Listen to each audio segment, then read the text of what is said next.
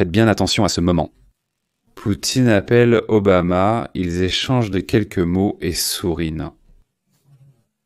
Cela semble être une scène simple, mais c'était l'un des rares moments où les dirigeants de la Russie et des États-Unis semblaient se comprendre, au moins pendant quelques secondes. Là, au début de la décennie 2010, il y avait une sensation dans l'air, bien que fragile, que la relation entre ces deux superpuissances, historiquement si marquée pendant des confrontations et des disputes, pourrait encore fonctionner. À cette époque, Obama avait lancé le fameux « reset » dans les relations avec la Russie. Un effort pour recommencer, presque comme appuyer sur un bouton de redémarrage sur un ordinateur. L'idée était de laisser les rivalités du passé de côté et d'essayer de construire un avenir de coopération. Mais comme nous le savons, ce qui a commencé avec des promesses d'un partenariat plus étroit a fini par sombrer dans des désaccords politiques et des conflits, cristallisant une nouvelle période de tension entre les deux pays. Maintenant, sautons quelques années en avant. Regarde ces deux-là. C'est 2018 et encore une fois, l'ambiance semble légère.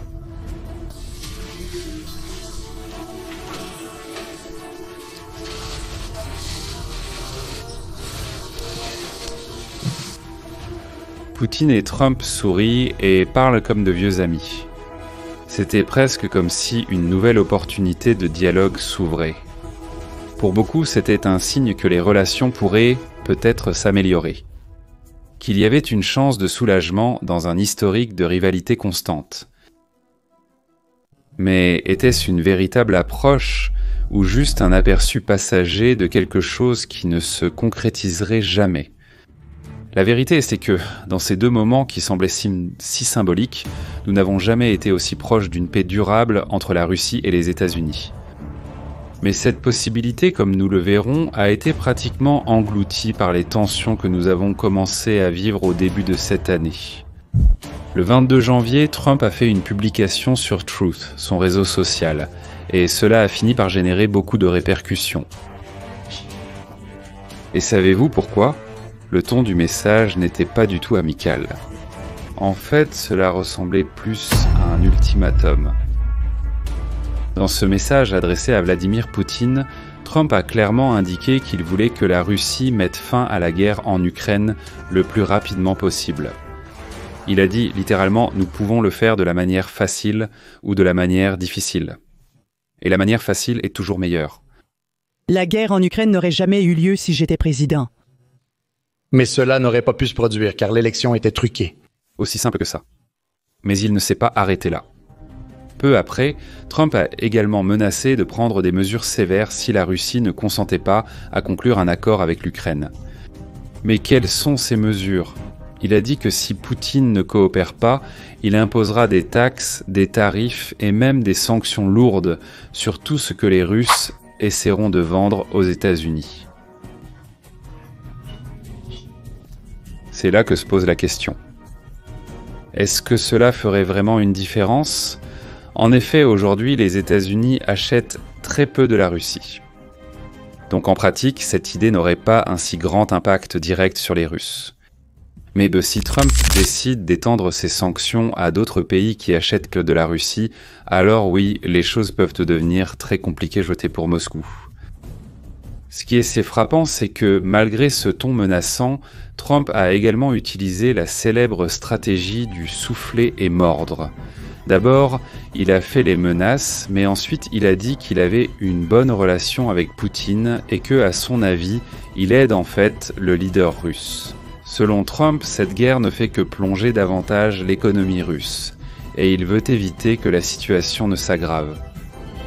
Pendant ce temps, la guerre en Ukraine ne cesse de se compliquer.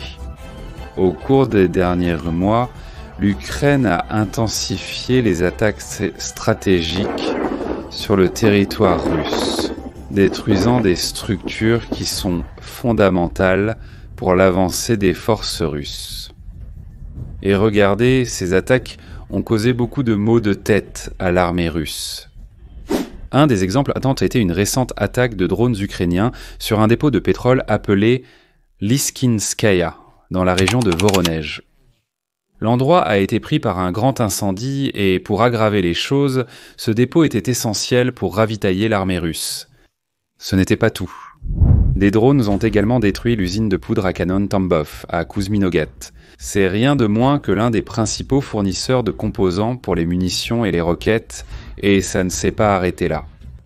Les Ukrainiens ont également incendié une installation de stockage de produits pétroliers là-bas, dans la région de Toula, un endroit très important pour les militaires russes. Une autre attaque similaire a eu lieu dans la région de Kaluga, où des drones ont frappé un dépôt de pétrole de Rosneft, qui jouait encore une fois un rôle crucial dans l'approvisionnement de l'armée. Ces attaques ont un impact énorme sur la capacité de la Russie à continuer à progresser dans le conflit. C'est parce que le carburant et les munitions sont tout simplement indispensables pour maintenir la guerre en fonctionnement à une telle échelle, mais les Ukrainiens n'utilisent donc pas seulement des drones. Il y a aussi des saboteurs qui détruisent des équipements militaires importants. Par exemple, à Saint-Pétersbourg, des saboteurs ont réussi à incendier une locomotive qui était utilisée pour transporter des matériaux de guerre. Maintenant, imaginez tout cela combiné avec les nouvelles sanctions économiques que Trump menace d'imposer. Ce serait une bombe pour les Russes. L'économie du pays avait déjà du mal à cause des sanctions en vigueur, et de nouvelles punitions seraient non seulement comme de l'essence jetée sur le feu. Et comme je l'ai déjà dit, c'est exactement ce que Trump veut dire quand il dit qu'il aide Poutine. Selon lui, il offre une solution avant que les choses ne s'aggravent encore pour la Russie. Mais la grande question que beaucoup de gens se posent est « l'économie russe est-elle vraiment si mauvaise ?» Tout le monde n'y croit pas, et il est sans facile de comprendre pourquoi. La Russie a une économie très dépendante de l'exportation de pétrole, de gaz et de minéraux. Et depuis le début de la guerre, ces exportations n'ont fait qu'augmenter, malgré les nombreuses sanctions imposées par les pays occidentaux. Seulement, récemment, les choses ont commencé à se dégrader là-bas. Mais cela n'est pas seulement la faute des sanctions. La vérité est que la Russie fait face à des problèmes internes, comme le manque de main-d'œuvre et les taux d'intérêt très élevés qui ont été augmentés pour contenir l'inflation. D'ailleurs, cette inflation incontrôlée est principalement provoquée par les dépenses gouvernementales en temps de guerre. Ces dépenses pèsent pour ce lourdement. Poutine, en particulier, a montré son inquiétude à ce sujet. Lors d'une réunion qu'il a eue avec des dirigeants d'entreprises, il est devenu clair qu'il n'est pas du tout satisfait de la situation économique. Il a publiquement critiqué certains de ses hauts fonctionnaires et s'est plaint que les coupures dans les investissements privés ont encore plus entravé la croissance économique. De plus, certains des hommes d'affaires les plus puissants de Russie se sont également plaints que les taux d'intérêt élevés nuisent au développement des affaires en dehors du secteur militaire. Et en parlant de dépenses militaires, regardez ces données. La Russie dépense aujourd'hui environ 6,3% de son produit intérieur brut uniquement pour la défense. Cela représente pratiquement un tiers du budget du pays. Ces dépenses très élevées sont super inflationnistes et, avec le manque de travailleurs, les salaires augmentent également beaucoup. Pour aggraver les choses, le gouvernement russe a essayé d'augmenter les impôts pour compenser tout cela, mais n'a fait qu'approfondir la crise. Pour toutes ces raisons, il est facile de comprendre pourquoi les menaces de Trump prennent encore plus de poids. De nouvelles sanctions, ajoutées aux attaques ukrainiennes contre des infrastructures sensibles, créent un scénario défavorable pour la Russie.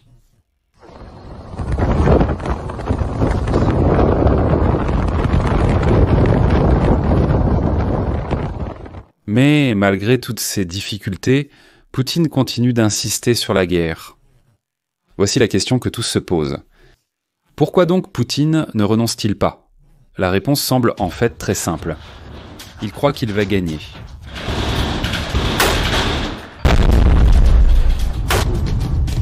Depuis le début de la guerre, Poutine a maintenu la conviction que la Russie sortira victorieuse, et certains facteurs renforcent cette idée dans sa tête.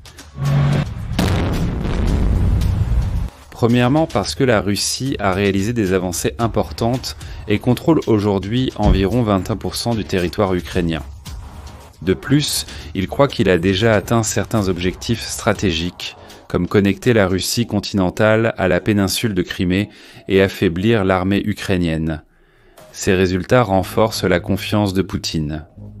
Un autre point est que Poutine a toujours beaucoup de soutien à l'intérieur de son propre pays.